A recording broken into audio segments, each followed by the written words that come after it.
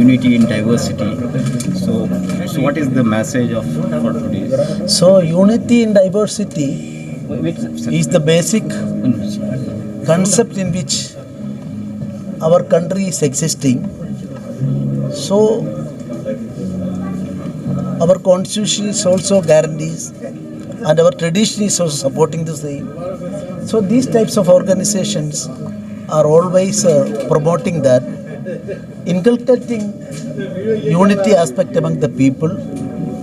These types of NGOs, organizations have got its own role, and I am appealing all should try to promote such organizations, and for the unity of the people is the need of the hour, and I am appealing all people to cooperate with such concepts. So what is the message for NRIs? NRIs problems are nowadays solving, and more problems are there. Pandemic situation existing in our country is the root cause behind the present crisis, and I am hopeful that we will be able to overcome it. The strength of our country is Hindu-Muslim unity. So nowadays not only Hindu-Muslim unity of the all people. Yes. So Adhists are there, Christians are there, Buddhists are there, Hindus are there, Muslims are there. So that is why in about 30 years back, when USSR was about to disintegrate into pieces, then America, I think Golda Meir, a name I don't know whether it is correct, the lady Prime Minister of Intolerable leadership. And another thing is rehabilitate the people. Indians, overseas Indians, who are coming back and given guidance, creative guidance to how to rehabilitate them and how to do the business, how to invest their money, hard money in that. Because of the most of the people, money they are investing without any proper way. Yes, we want to give you the main aim of the, because we are asking, requesting Mr. Adam Pasha guidance, how to invest the people. We are giving guidance and advice the people who are coming back. You know, the people who are coming back, overseas Indians, where the conditions are very, very bad, very, very poor. Even though they are, especially in Gulf countries, they have worked 30, 40 years working there. Without empty hand they are coming back, because the duty of the क्या इसकी देखिए, इस बार जब parliament का session शुरू हुआ, पहले दिन ही सरकार ये 3 काले कानून जो किसानों के थे उसको वापस लेने का काम करी।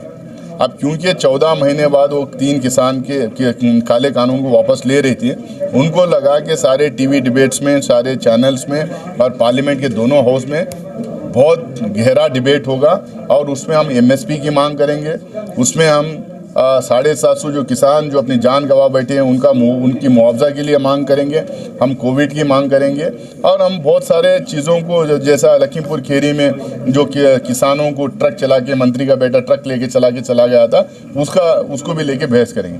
ये बहस से डाइवर्ट करने के लिए पिछले सेशन में जो हंगामा हुआ था, यही किसान के कानून, ये कृषि कानून को लेके, पेट्रोल डीजल गैस के दामों को लेके जो हंगामा हुआ था, वो हंगामे की सज़ा 12 एमपीज़ को सस्पेंड करके इस बार उन्होंने सज़ा देने का पहले दिन ही काम किया है। उसके बाद हंगामा जब से लेकर आज तक लगातार सेशन पार्लियामेंट के अंदर हंगामा हो रहा है। सरकार कह रही है कि ये 12 एमपीज़ माफ़ी मांगना चाहिए।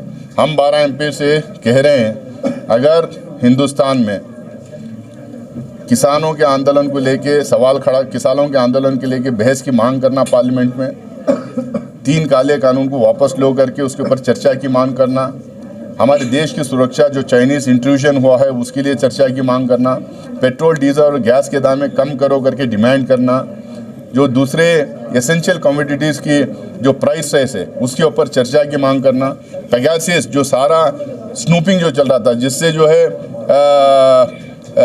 ये पूरे आप जर्नलिस्ट हो, जजेस हो, हर पॉलिटिशियंस हो, इनकी जो जासूसी चल रही थी उसमें हम इंक्वायरी की मांग की है। ये सारी चीज़ के लिए अगर माफ़ी मांगना है तो मुझे लगता है तो एक एक कॉमेडी हो जाएगी पार्लियामेंट के अंदर।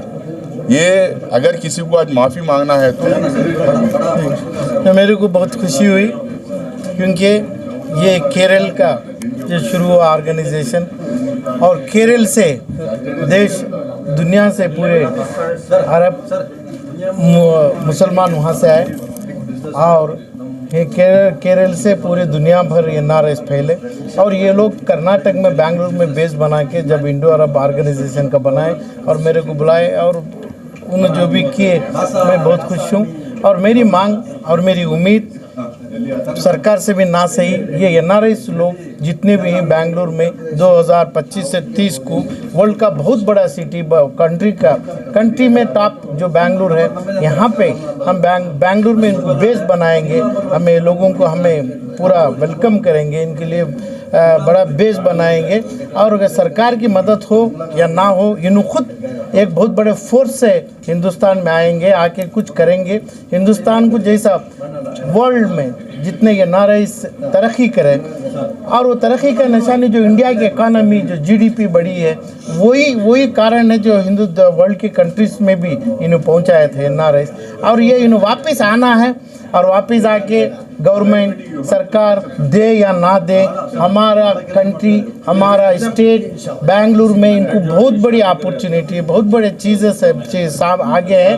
और बेंगलुरु एक बड़ी इकोनॉमिक सिटी बनेगी। तो इसलिए यही सोचते हुए भी इन्होंने बेंगलुरु में पहला ये कन्वेंशन ये अपना ये रखे थे आज। तो ऐसा हिंदुस्तान भर पूरी जगह भी इन्हों करेंगे हमारे इदारे वाले। बड़ी खुशी है कि भाई NRI को हमें आएंगे क्या नहीं आएंगे नहीं, हमारा फ़र्ज़ बनता है हमें ये लोगों को बेंगलुरु में इनको बेच दें, हमें इनकी मदद करें, इनको आसरा बने, और उनका डेवलपमेंट और भी बेंगलुरु को तरक्की करें। यानी कि NRI वापस आए और मुल्क को मजबूत करें, ये मैसेज मजबूत तो करना चाहिए, कर रहे हैं, करेंगे। वापस तो आना भी है, वापस तो आना भी है, क्योंकि जब गए केरल उसका कारण बना, और जब गने पूरी दुनिया में वर्ल्ड में अमेरिका से खतर हर जगह तो बने, मगर अब ये लोगों को खुद उनके सूझ के बाहर है।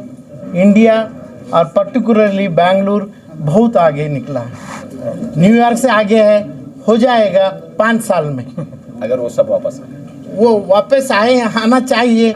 वो हमें भी ये लोगों को खुले दिल से हमें उनको वेलकम करेंगे, बुलाएंगे। सरकार को चाहिए कि फैसिलिटी दे हम लोगों को यहाँ पे। सरकार को चाहिए फैसिलिटी। अब फैसिलिटी हर आदमी को देते, इनको सरकार को देते कितने जगह पंचमशाली से पूरे जनों को दे के NRIs को कहाँ देंगे। NRIs को इतना बड़ा कंट्रीब्यूशन वर्ल्ड वाइड में कंट्रीब्यूशन है, और पूरी मेहनत की है, पूरी चीज़ की है, दुनिया में हमारा नाम मशहूर करे, और सहूलत तो देना है। और मेरे अंदाज से NRIs को सरकारी मदद भी नहीं चाहिए। इनके पास जो स्किल है, इनके पास जो छोटा मोटा पैसा है, वो कर्नाटक में यानी इंडिया में बहुत तरक्की करेंगे। जो मदद को चाह ले के रहेंगे तो इन्हों तरक्की नहीं करते हैं। बग़ैर मदद के इनके स्किल है, जो NRIs में जो स्किल मौजूद है, ये बेंगलुरु को मेरा पर्टिकुलर जो चीज़ है, इंडिया में बेंगलुरु तरक्की हो रहा है, क्योंकि बेंगलुरु में टेक्सटाइल इंजीनियर हूँ, बेसिकली बेंगलुरु से हूँ। मैं अर्ली 90s में गल्फ गया था।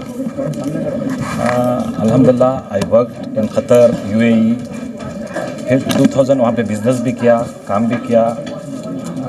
आई was heading the entire Middle East. I was into textile business. Then in 2008-9 I came back. वापस आके मैं यहाँ पे खुद इस्टेब्लिश किया, अल्हम्दुलिल्लाह टेक्सटाइल बिजनेस खुद स्टार्ट किया है। मैं ये बोलना चाह रहा हूँ कि नॉट नेसेसरी कि गल्फ़ आने के बाद में, गल्फ़ से वापस आने के बाद में लोग कुछ नहीं कर पाएंगे। मेरा एक एग्ज़ाम्पल है, came back successfully, business textile business complete किया। मैं अभी भी टेक्सटाइल लाइन में ही हूँ, और आगे चल के एक जो मिथ है वापस आने के बाद लोग स्ट्रगल करेंगे, ऐसा नहीं है। I mean we are all like educated people, जो भी हैं आके थोड़ा मेहनत करेंगे तो definitely we can settle here, we can do business. और मैं वापस जो आ रहे हैं गल्फ़ से, जो वापस आ रहे हैं, उनको ये कहूँगा कि I mean we are here, I want to be associated with IACC and help. जो गल्फ़ के रिटर्नीस हैं उनको मैं हेल्प करना चाहता हूँ, गाइडेंस देना चाहता हूँ कि भी किस तरह सेटल हो सकते हैं, किस तरह यहाँ पे बिज़नेस कर सकते हैं। इन वॉट एवर वे अपने खुद के पैरों पे खड़े होने के लिए I mean they can always, हाँ हार्ड, एक बहुत हार्ड अर्न मनी, बहुत लाइफ टफ होती है, बिकॉज मैं देखा हूँ वहाँ पे। तो वहाँ पे आने के बाद एक मेहनत की कमाई लेके आते हैं, इधर उधर डाल के।